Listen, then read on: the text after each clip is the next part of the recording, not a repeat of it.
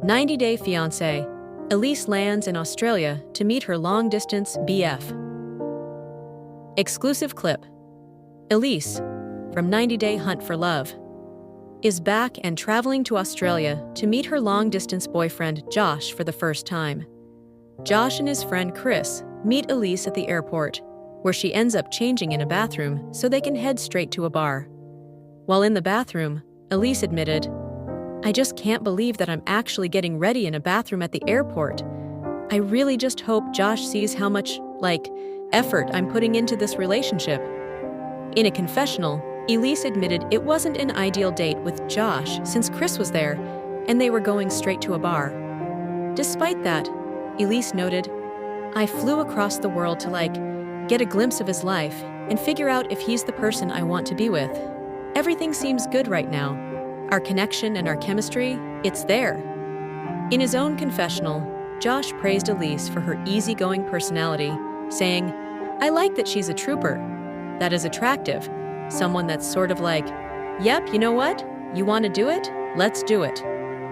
Tune in Sunday, March 1st at 8 p.m. Eastern Time/Pacific Time on TLC.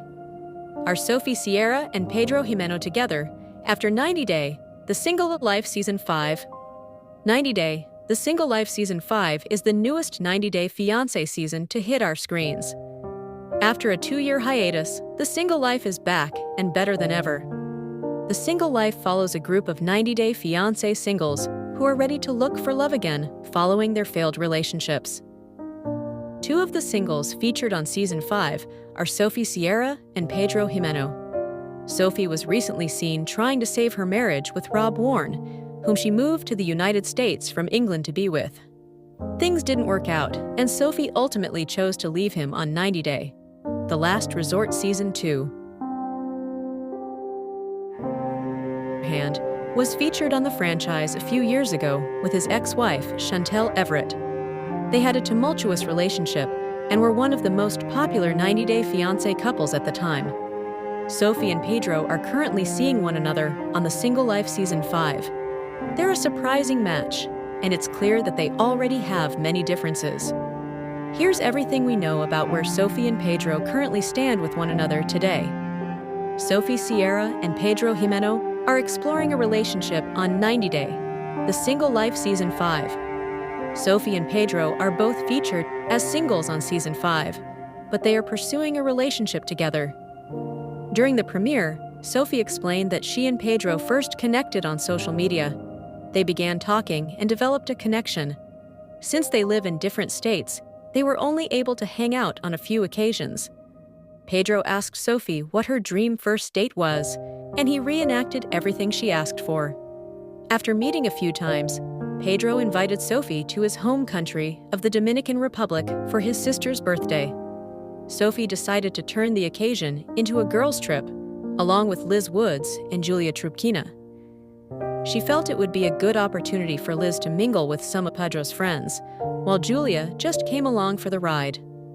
Sophie was excited to go and spend more time with Pedro, but she was nervous that they might have had different expectations for the trip.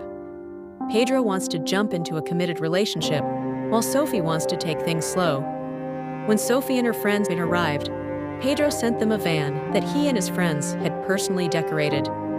While Sophie thought it was sweet, it slightly overwhelmed her. She felt that Pedro was taking things too fast. While she was still just trying to get to know him, when they went out that night, Sophie admitted that she was still trying to heal from her relationship with Rob. This surprised Pedro, who thought that she had already moved on from it completely.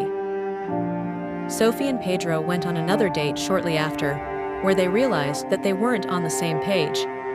Pedro explained that he was ready for a serious commitment, whereas Sophie emphasized that she wanted to take things slow. She told Pedro that if he met someone else who wanted a serious relationship, she didn't want to hold him back. This confused Pedro, as he didn't understand why Sophie came to the Dominican Republic if she didn't want a serious relationship. Currently, 90-Day Fiancé stars Sophie and Pedro appear to be in new relationships. While Sophie and Pedro were dating on The Single Life Season 5, they both appear to be in new relationships. Sophie has posted with another man who she's called her boyfriend, who isn't someone from the 90-Day Fiancé franchise. She regularly posts reels about couples' life, further implying that she's now taken. Furthermore, photos of Pedro and another woman have surfaced online. She also isn't someone from the franchise, and it's not clear how long they've been together.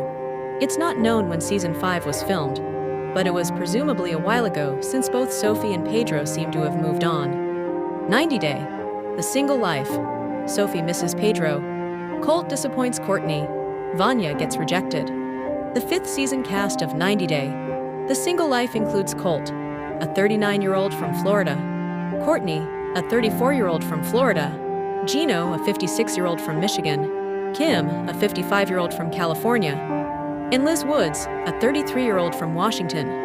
The show also stars Pedro Jimeno, a 34-year-old from Georgia, Sophie Sierra, a 26-year-old from Texas, and Vanya Gerbic, a 42-year-old from Florida.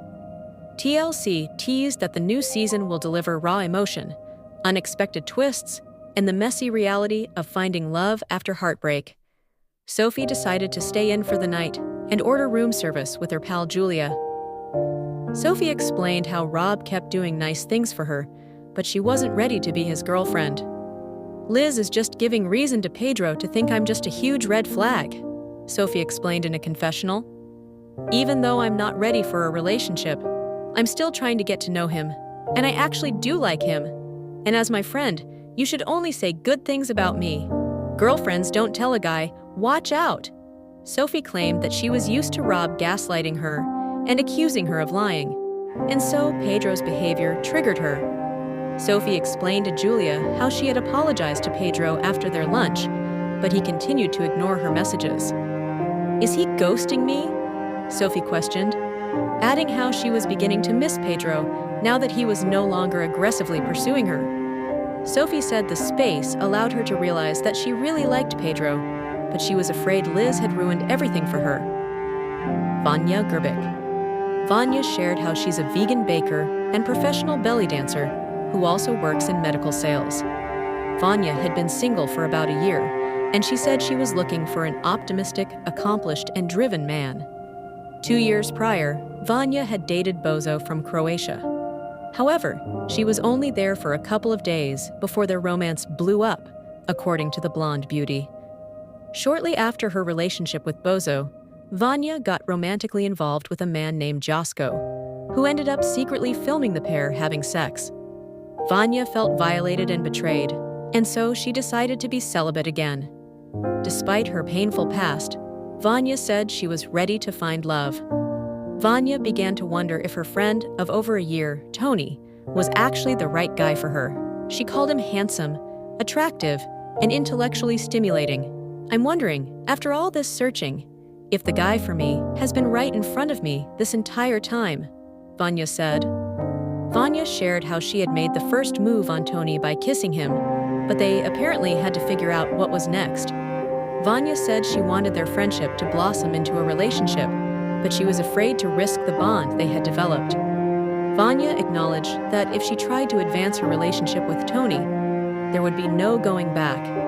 Later on, Vanya and Tony went to an amusement park together, and Tony said he and Vanya had a lot in common and were always laughing and talking. While taking a little break from the fun, Vanya brought up the kiss to Tony.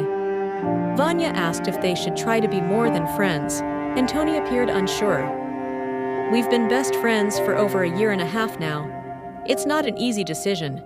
For me to commit to the next step, I worry we may lose what we have, Tony replied. I can't say right now that I can fully commit to being exclusive and saying we're in a relationship. Obviously, I don't want you dating other people, but I feel overwhelmed to making a decision on the spot.